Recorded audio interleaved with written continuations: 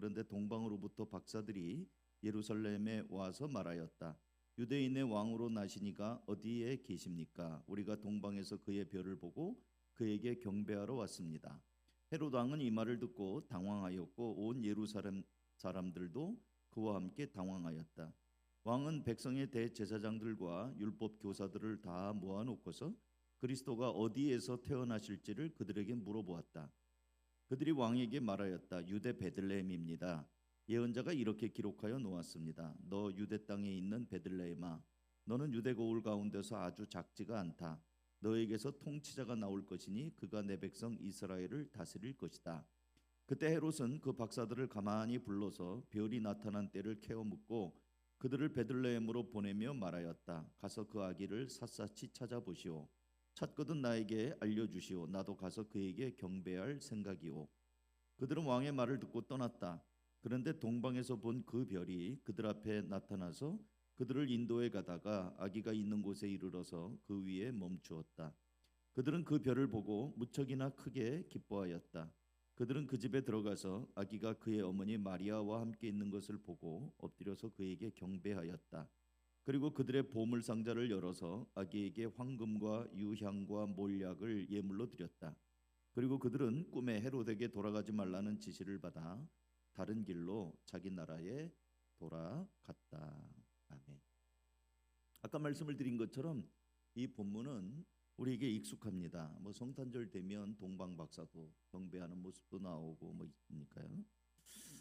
근데 이제 여러분 오래전에 TV 예능 프로에서 헤드폰 게임이라고 해가지고요, 음악이 크게 나오는 헤드폰을 끼고 이제 상대방이 말하는 입모양 말을 소리는 안 들리니까 그걸 듣고 지금 저 사람이 무엇을 설명하는지 알아맞히는 그런 예능이 있었던 적이 있습니다. 안 들리니까, 예? 이 설명하는 사람은 단어를 보고 상대방이 헤드폰 낀 사람한테 설명을 막 하는 거예요. 안 들리니까 뭐라고 무슨 입 모양만 보고 얘기하니까 엉뚱한 소리를 하죠. 그럼 지켜보는 시청자들은 그거 보면서 너무 웃기니까 박장대소를 하죠. 상대방의 말이 안 들리니까 제대로 알 수도 없고 알지 못하니까 제대로 대답을 못하죠. 근데 오늘 성경에 보면 어쩌면 이렇게 못 알아들을까? 귀는 가졌고 눈이 있는데 어쩌면 이렇게 하나님 말씀을 못 알아들을까 하는 사람들이 정말 답답한 사람들이 있어요. 우선 오늘 본문은 별 따라온 동방 박사들이 아기 예수께 경배하는, 그래서 성탄절 단골 말씀이에요. 근데 저는 오늘 등장인물들을 좀 보면서 야, 정말 사오정이 따로 없다 하는 생각이 좀 들었습니다. 그래서 성탄절 컨셉이 아니고요, 왜 이 사람들은 그렇게 말씀을 못 알아들었을까? 하나님 말씀을. 등장인물들이 지금 동방 박사가 있고요, 헤롯 왕이 있고 그 사이에 대제사장들과 율법 교사들이 있습니다. 자, 동방 박사들은 별을 보고 왔죠. 근데 엉뚱하게도 헤롯 왕궁에 가서 기자회견을 하듯이 우리가 동방 박사다, 자기들의 신분을 밝히면서 새로 태어난 유대인의 왕이 어디서 났는지를 묻습니다. 2절이에요. 2절. 같이 읽어요. 시작. 유대인의 왕으로 나시니가 어디에 계십니까? 우리가 동방에서 그의 별을 보고 그에게 경배하러 왔습니다. 근데 이 성경 기자인 마태는 2장 1절에 분명히 이렇게 말합니다. 1절 시작. 헤롯 왕 때에 예수께서 유대 베들레헴에서 어디서 났다고요? 유대 베들레헴에서 났다고 하는데 이 사람들은 예루살렘에 와가지고 찾고 있어요. 엉뚱한 데서 찾고 있습니다. 번지수를 잘못 찾아서 예루살렘에 있는 헤롯 왕궁에 들어가서 유대인의 왕을 찾고 있습니다. 왜 그랬을까요? 이미 이 사람들은 왕이 태어난 징조로 하늘에서 움직이는 별을 보고 따라왔는데, 아니 눈앞에 예루살렘 성전이 있고 왕궁도 보이니까 아, 옳거니 유대인의 왕이라면 당연히 왕궁에서 태어나겠지, 그렇게 생각했어요. 자기 생각이죠. 확신했습니다. 자기 확신이죠. 틀렸어요. 사랑하는 성도 여러분, 동방 박사들이 별 따라온 건 잘했는데 막판에 좀 틀렸어요. 왜 그랬죠? 왜 하나님의 그 끝까지 사인을 보고 따라왔으면 가야지. 왜 하나님의 말씀이 안 들리는 줄 아십니까? 동방 박사들을 보면 자기 생각, 자기 경험이 앞섰기 때문에 그래요. 왕이니까. 유대인의 왕은 당연히 왕궁에서 왕궁이 보이잖아요. 왕궁에서 태어났을 것이다. 그러니까 자기 생각에는 당연히 왕궁이에요. 자기 경험 당연히 왕궁이에요. 그러니까 별은 이제 끝났어요. 필요가 없어요. 여태까지 별 따라 잘 왔는데 이젠 필요가 없어요. 그러다 보니까 자기 생각이 가득하면 어떤 말씀도 아전인수격으로 생각을 합니다. 우리나라에 등장하는 많은 이단들의 공통점이 뭐냐면 자기 주관적인 생각이에요. 예수님이 몇 년 몇 월에 우리나라 어디에서 재림한다고 생각하는 이단들이 공통점이에요. 전도관 박태선 그 사람은 예수님이 저 부천 소사 아니면 덕소 뭐 이런 데 올 거라고 해가지고 거기다가 신앙촌을 만들었어요. 여기 지금 나이가 좀 드신 분들은 그 박태선 전도관이 신앙촌 간장 만들고 뭐 이런 것들 기억나실 거예요. 신앙촌 뭐죠? 여자 스타킹, 담요 이런 것들을 만들었어요. 근데 품질이 좋았어요. 결국 어떻게 됐습니까? 동방 박사들이 자기 생각으로 꽉 차갖고 헤로드 왕궁에 가서 유대인의 왕을 찾으니까 헤로드 왕이 벌컥했죠. 그리고 나서 동방 박사들이 성령의 인도하심을 받아 천사들의 인도함 받아 딴 데로 가니까 마태복음 2장 16절 보세요. 제가 읽을게요. 헤롯은 박사들에게 속은 것을 알고 몹시 노하였다. 그는 사람을 보내어 그 박사들에게 알아본 때를 기준으로 베들레헴과 그 가까운 온 지역에 사는 2살짜리로부터 그 아래의 사내 아이를 오조리 죽였다. 동방 박사들이 자기 생각에 꽉 차가지고 엉뚱한 데 가서 왕 찾으니까 그 결과는 베들레헴에서 태어난 2살 아래에 있는 아이들을 다 죽여버리는, 죽임을 당하는 비극이 있었다는 거예요. 하나님의 말씀이 왜 안 들리는가? 자기 생각, 자기 경험을 따라 들으니까 분명히 하늘에 떠 있는 하나님의 쌓인 별이 떠 있는데 내 생각, 내 경험이 있으니까 엉뚱하게 저기 왕궁이 있구나, 저기서 태어나야지 왕이니까, 그래가지고 애꿎은 어린 생명들의 목숨을 앗아가는, 참 이거 오늘날로 말하면 정말 이건 뭐라고 그래요? 특검해야 되는 거예요. 이런 일들이 일어났다는 거예요. 여러분, 우리가 하나님의 말씀 대신에 내 생각이 꽉 차 있으면 어디서 어떤 사고가 터질지 몰라요. 그 조심해야 됩니다.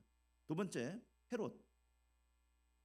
동방 박사들에 이어서 등장하는 두 번째 사람이 헤롯 왕입니다.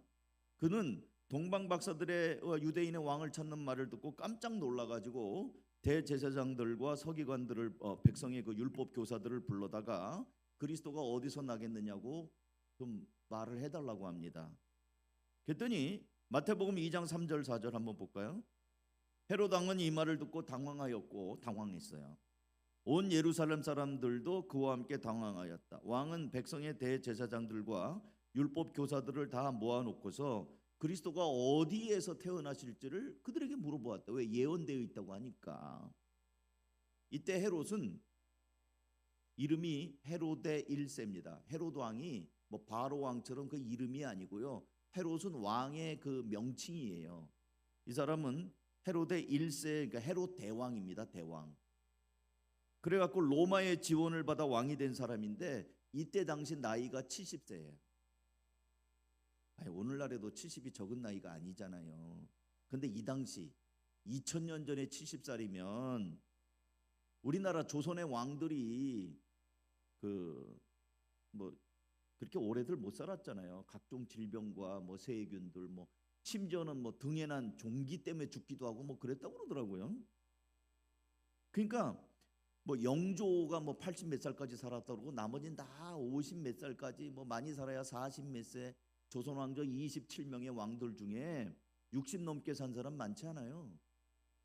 옛날에는 또 의술이 그렇게 발달하지 않았으니까 70이면 살 만큼 살았어요.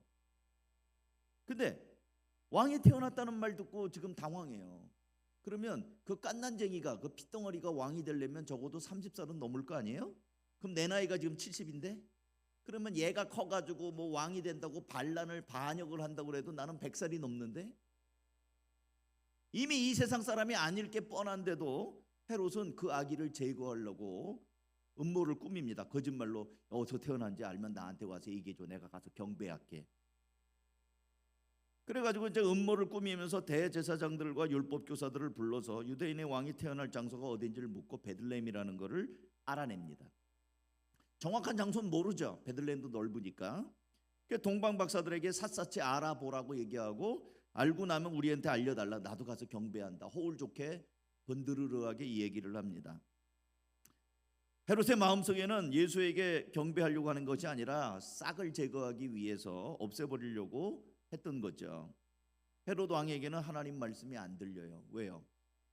내 정치적인 야망만 있었던 거예요. 내 왕의 자리. 그리고 내가 죽어도 내 아들에게 물려줘야 되지. 왕은 엉뚱한 사람이 하면 안 돼. 내가 왕이 돼야 된다. 헤롯 왕에게는 오직 정치적인 야망이 가득했던 거예요. 야망과 욕심이 있으면은 하나님 말씀 안 들립니다. 사랑하는 성도 여러분, 우리에게 왜 하나님의 말씀이 안 들리는 줄 알아요? 마찬가지예요. 헤롯처럼 우리 마음에 다른 욕심이 가득 차 있어서 그래요. 하나님의 말씀을 들어도 아까 말한 헤드폰 게임처럼 내 귀에 다른 소리가 꽉 차 있어요. 말씀이 들어올 틈이 없어요. 내 속에는 여러 가지 인간의 욕심, 정욕, 무슨 여러 가지 생각들이 꽉 다른 소리들이 들려와요. 어디 땅값이 올랐대더라. 지금 코스피가 얼마래더라. 뭘 투자하면 된대더라. 어디에 가면은 우리 아이가 뭐 어디가 좋은데더라. 이런 것들이 온갖 잡다한 소리들이, 세속적인 소리들이 내 귀에 들려오니까 하나님의 말씀이 안 들려요. 제가 어저께 어느 목사님하고 이제 저녁을 먹는데 식당 제 옆에 한 6명 정도가 앉았는데 소주병이 5개 깠어요. 이미. 왜들 술을 먹으면 목소리가 커지는지 몰라요. 그러니까 그냥 너무 시끄러운 거예요. 내 뒤에서 둘이 좀 조곤조곤 얘기하면서 밥 좀 먹고 있는데 이 술 먹은 남자들 6명에서 보니까 그 식탁에는 소주병이 5개가 이미 깠고 얼굴들은 벌꿀해갖고 그냥 말을 하는데 고함을 질러가면서 말을 해요. 소리가 서로 내 앞사람하고 얘기를 못할 정도로. 온갖 다른 소리들이 귀에 들어오면은요 하나님의 말씀이 안 들립니다. 여러분, 하나님 말씀의 특징이 세미한 소리라는 거 아세요? 엘리야가 하나님의 음성을 들을 때 세미한 음성으로 듣습니다. 천둥 번개가 아니라 세미하게 들려오는 소리를 들어요. 그러니까 온갖 세상의 잡다한 야망과 욕심의 소리가 꽉 차 있으면은요 하나님이 말씀하시는 게 안 들려요. 헤롯이 하나님의 말씀을 못 들어요. 왜? 내가 나이가 이미 70살인데 이 갓난쟁이가 이 왕이 된 게 태어났다고 그러니까 이거는 후환을 없애야 되는 거 아닙니까? 싹을 없애야 되는 거 아니에요? 결국 헤롯 왕은 이 율법 교사들을 통해 아기 예수 탄생하는 장소를 분명히 안내를 받았지만 하나님의 아들이요 구원자를 만날 수 있는 기회를 그냥 차버립니다. 그리고 오고 오는 세대에 2살짜리 아래를 그 어린 피덩이들을 죽였다고 하는 오명을 쓰고 성경에 다 기록이 돼 있어요. 하나님의 말씀이 들리지 않는 이유, 자기의 야망과 욕심. 그러니까 우리도 뭐 헤롯처럼 뭐 이렇게 왕의 뭐 이런 건 아니지만 우리도 다른 것으로 꽉 차 있으면은 하나님의 말씀이 제대로 안 들릴 수 있겠다. 하나 더 얘기할게요. 또 세 번째 등장하는 인물이 대제사장들과 율법 교사들입니다. 헤롯 왕의 부름을 받은 대제사장과 서기관들은 그들이 가진 성경 지식을 동원해서 그리스도가 베들레헴에서 태어날 것을 알려줍니다. 말씀을 찾아냈어요. 그리고 그 지식을 헤롯에게, 그 정보, 그 소스를 헤롯에게 들려줍니다. 2장 4절입니다. 왕은 백성의 대제사장들과 율법의 교사들을 다 모아놓고서 그리스도가 어디에서 태어나실지를 그들에게 물어보았다. 그들이 왕에게 말하였다. 유대 베들레헴입니다. 예언자가 이렇게 기록하여 놓았습니다. 너 유대 땅에 있는 베들레헴아, 너는 유대 고을 가운데서 아주 작지가 않다. 너에게서 통치자가 나올 것이니 그가 내 백성 이스라엘을 다스릴 것이다. 대제사장들과 율법의 교사들은 정보는 알았는데 그뿐이었어요. 그들은 성경을 말해 주었지만 믿지는 않았습니다. 알기는 했지만 믿지 않을 뿐만 아니라 아예 관심도 없었습니다. 그리스도가 나실 곳이 베들레헴이라는 사실도 알았고 동방에서 별을 보고 그 사인을 보고 여기까지 왔다는 동방 박사들을 만나기도 했지만 베들레헴에 가볼 생각이 없었습니다. 왜 그랬을까요? 성경은 성경이고 나는 나라는 거예요. 성경 말씀을 믿지 않는 거예요. 여러분, 좋은 성경책이 좋은 믿음을 보장합니까? 비싼 성경, 요즘에 성경책도 5만 원은 기본이고요. 어떤 거는 10만 원까지 가는 성경이 있더라고요. 값비싼 성경이 나의 믿음을 보장합니까? 안 읽어요. 안 읽어. 그리스도가 오시는 것에 대해, 그러니까 그리스도에 대해 관심이 없어요. 이 사람들은 왜 헤롯이 부르는데 갈까요? 종교 장사꾼들이에요. 그동안 배우고 알았던 성경 지식은 자기의 직업적인 밥벌이를 위해서 쓴 거예요. 여러분, 우리 기독교가, 특히 한국 기독교회가 침체가 되는 시기가 있어요. 여러분, 1907년에 평양 대부흥을 아시죠? 길선주 장로가 교회 앞에 자신의 죄를 고백하고 그러면서 평양에 이 성령의 불이 붙었습니다. 그래가지고 이 한국교회의 부흥의 불은 1907년 평양 장대현 교회에서의 부흥을 시초로 잡아요. 교회사가들이. 그리고 이제 한국 전쟁이 일어났고, 그래서 그냥 이 교회들이 다 이남으로 다 내려오고 이러고 막 이렇게 하면서 부산에서도 천막을 치면서 영락교회가 있고, 또 개발시대가 되면서 시골에서 올라와갖고 70년대 이럴 때부터 교회가 굉장히 부흥을 했어요. 심지어는 저도 초등학교 때 남의 밭에 천막교회를 봤어요. 애들이 많았는데 거기 가보면요, 그냥 군용 천막에다가 바닥에다 가만히 깔고 예배를 드리는데도 애들이 많았어요. 간식? 그냥 큰 다라이 같은 데다가 그 복숭아 한 개만 줬는데도 애들이 그렇게 많이 바글바글 많이 왔었거든요. 저 복숭아 받았어요. 복숭아 받으려고 교회 끝까지 버텼던 적이 있거든요. 근데 한국교회가 본격적으로 나락으로 떨어지고 침체된 거는 많은 사람들이 그렇게 얘기해요. 80년대부터다. 80년. 전두환 등장하면서부터예요. 전두환이 이 군부를 통해서 쿠데타를 일으키고 전두환 정권이 들어가면서 한경직 목사님을 비롯해서 많은 기독교 원로들이 조찬기도회를 참석을 했어요. 그래가지고 그 당시 대통령을 위해서 기도하고 축복하고 이 대통령 나라와 위종자를 위해서 기도하라고 그러니까 그 악한 대통령을 위해서 기도하고 이러면서 젊은이들이 교회를 떠나기 시작했어요. 아니, 속도 없이 이렇게 이런 율법사들, 율법교사들과 대제사장이 지금 헤롯하고 붙어가지고 이렇게 알려주고 있잖아요. 이게 뭐예요? 조찬기도회 하는 거랑 마찬가지예요. 불의한 정권들, 그리고 하나님의 백성들을 박해하고 이러는 사람들과 짝짝꿍이 돼가지고 거기에 그 떨어지는 부스러기를 먹는 종교 장사꾼들, 그것이 사람들이 볼 때 이거는 더 이상 소망이 없다. 그때부터 이 한국 교회사를 보면 1980년대에서부터 이게 나락으로 떨어지기 시작했어요. 그때만 해도 부활절만 되면, 좀 있으면 부활절 올 거 아니에요? 부활절 되면 여의도 광장에서 200만 명이 모이고 막 150만 명이 모이고 막 그랬었어요. 저도 부활절 그 연합 예배 때 간다고 그 이른 아침에 여의도 광장까지 가서 엎드려서 이렇게 구획을 다 나눠나가고 거기 앉아서 예배한 적도 있거든요, 새벽에. 지금은 그거 없어졌습니다. 사람이 모이질 않아요. 지역마다 어느 교회, 어느 좀 큼지막한 교회에서 모이는데 그 예배당을 채우지를 못해요. 대제사장들과 율법 교사들이 헤롯 왕 앞에 붙어가지고 정보와 어떤 소스를 팔아먹긴 하지만 믿지 않는 거예요. 하나님의 말씀이 들리지 않는 이유가 뭐냐? 세속화입니다. 세속화. 종교 지도자들이 세속화되고 성도들이 세속화되기 때문에 그래요. 사랑하는 성도 여러분, 특히 교회 생활을 오래 하시고 직분이 있는 분들은 세월을 자랑하고 자신의 직분을 자랑할 것이 아니라 더욱더 우리가 자신을 살펴서 신앙의 초심을 잃지는 않았는지, 내가 이 땅에서 잘 먹고 잘 살고 돈 많이 버는 것에만 관심이 있고 정말 하나님의 나라와 하나님의 의에는 관심이 없는 것은 아닌지, 영혼에 대해서는 내가 관심이 없는 것은 아닌지. VIP가 없다는 사람들을 보면 참 안타까워요. 어떻게 없을까? 왜 없을까? 그 이유가 뭘까? 관심이 없는 거예요. 사람에 대해서. 영혼에 대해서 안타까운 마음이 없는 거죠. 물론 목사님 제 주변에 있는 사람 다 믿는 사람이에요. 내가 믿지 않는 사람을 만날 기회가 없습니다. 뭐 그럴 수도 있겠죠. 그러나 정말 주변에 보면은 우리가 한국 교회가 지금 기독교 인구가 지금 20%가 안 되잖아요. 20% 밑으로 떨어진 지가 언젠데 지금 15%나 될라 말라예요. 그러면 10명이면 8명은 다 불신자들이잖아요.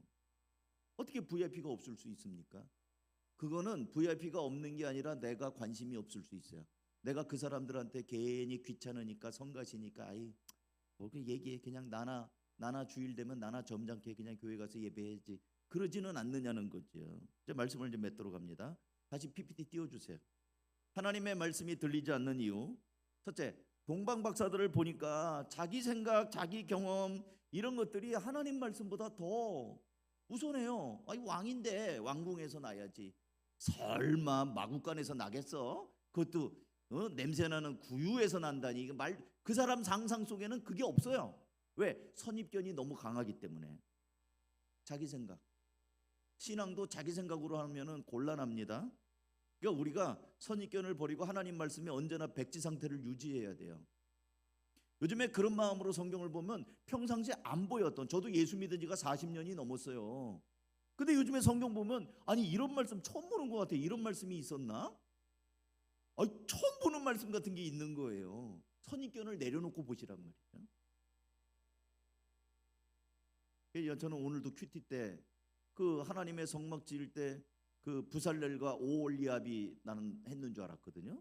거기 보니까 또 다른 사람들이 있는 거예요. 나 그거 요번에 처음 봤어요.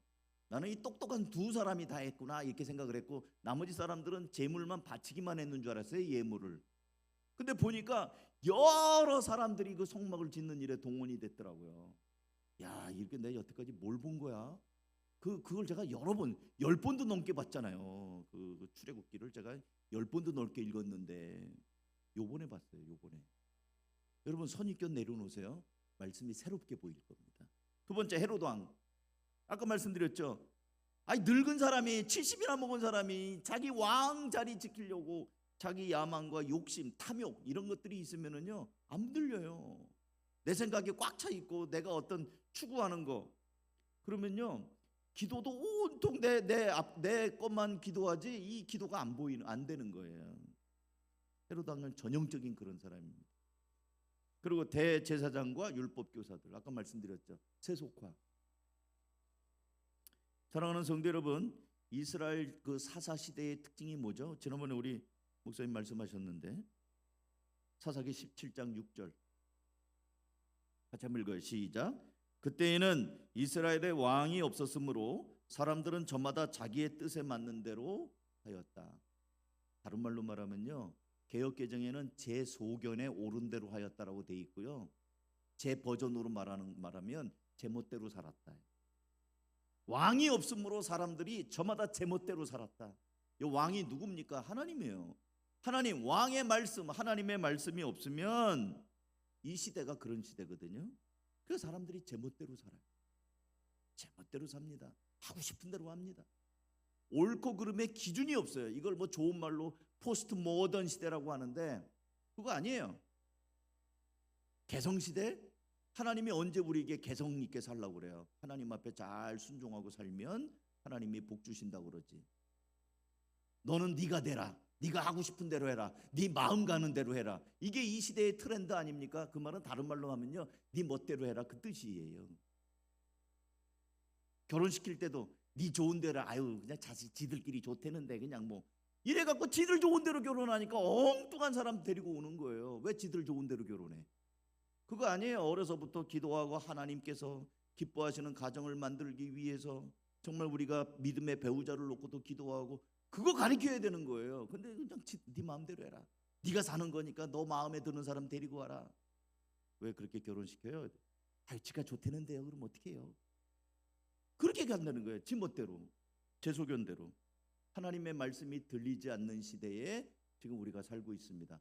예수님이 지금 오는데, 유대 땅 베들레헴에 오는데 동방 박사들은 엉뚱한 예루살렘에 가서 남의 다리 긁고 있고, 왕이 어디 있습니까? 왕궁에 가서.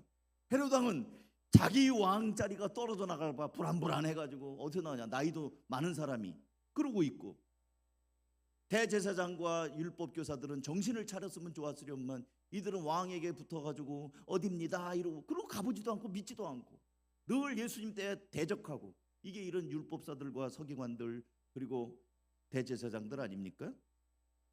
이 시대도 다를 바 없습니다. 여러분, 교회가 교회를 박해하는 시대예요. 교회가 교회를 신고하는 시대입니다. 그래요. 전도할 때 전도를 누가 방해하는 줄 아세요? 이웃교회가 방해해요. 저 교회가 와서 전도한다고 민원을 이웃교회가 민원을 넣어요. 그런 시대에 우리가 하나님 말씀 앞에서 나는 정말 하나님과 친밀하게 교제하는가, 그 부분을 우리가 꼭 기억하고 있어야 됩니다. 그래서 오늘 저는 성탄절에 어떤 그 많이 봤던 그런 동방박사들의 멋있는 모습, 잘한 모습 이런 것도 있어요. 근데 오늘은 그 관점이 아니고, 왜 이 사람들은 이런 행동을 했는가, 헤롯은 왜 그랬는가, 율법교사도 왜 저러고 있는가, 왜 말씀이 안 들리는가, 원인을 제시하는 겁니다. 근데 그들만 그랬을까? 우리들도 그럴 수 있다. 이 시대 속에 하나님의 말씀이 그렇게 안 들리고 있다. 그렇기 때문에 우리가 민감해야 된다 하는 말씀을 드립니다. 자, 이제